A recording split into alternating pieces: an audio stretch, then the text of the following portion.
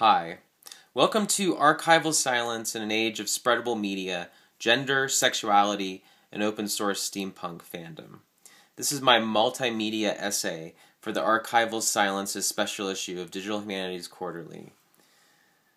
I wanted to give you a few thoughts before you started on the project and kind of talk with you directly, just to give you a sense of what I was trying to do with this article.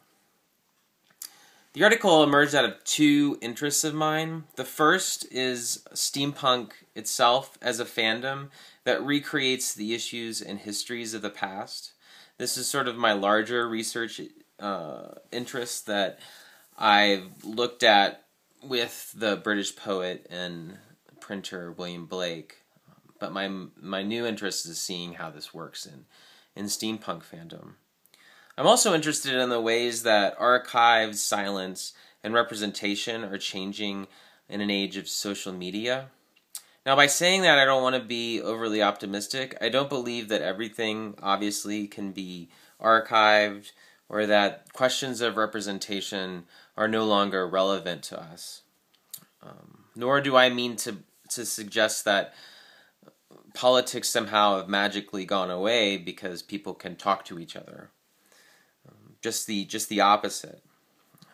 Data is political, social, and cultural.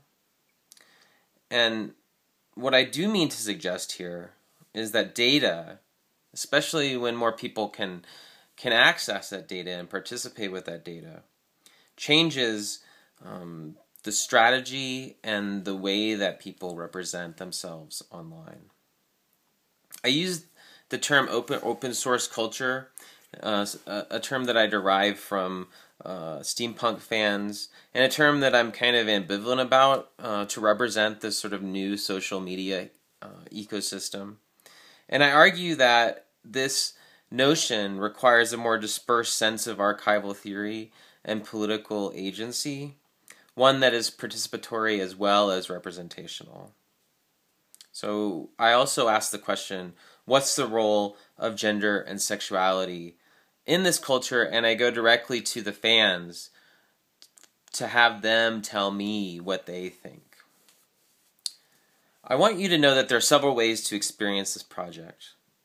First, you could simply go through it linearly by clicking on the links to the right side on the menu drop-down.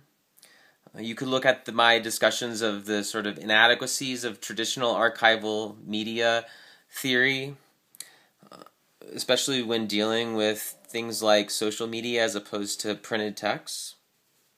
You could look at the politics of open source culture and the potential of a DIY punk culture that promotes female, trans, and queer individuals, and then go to the individual case studies. You could start with the fans, see how they define their political individuality, and then sort of look at my reflections on the broader theoretical issues as it relates to archival theory and social politics. Or you could simply look at how the project emerged out of my Twitter conversation with Diana Foe, her commitment to social media, and then move on to my more traditional theoretical discussions and see how the two approaches kind of emerge in a dialogue with each other. Just sort of how the project emerged by itself. Whatever method you choose, I hope you enjoy some of the ideas I present here, and maybe in an ideal world, it might encourage you to participate more fully with steampunk fan culture, especially if you're a 19th century scholar. If only to understand how fans are reinterpreting the 19th century for today. Something that I think most of us, especially those of us who are scholars, either of social media or of the 19th century, can see why that would be important. I'd like to give a few acknowledgments for this essay before moving on. The first is to Kathy Harris and Jackie Wernemont for their help in conceptualizing this project and for encouraging me to think differently about archives. I'd like to give a special thanks to Diana Foe, who is the unsung hero of the project. She helped introduce me to many of the fans in the steampunk cult community and is a tireless advocate for understanding steampunk as a political space. Thanks.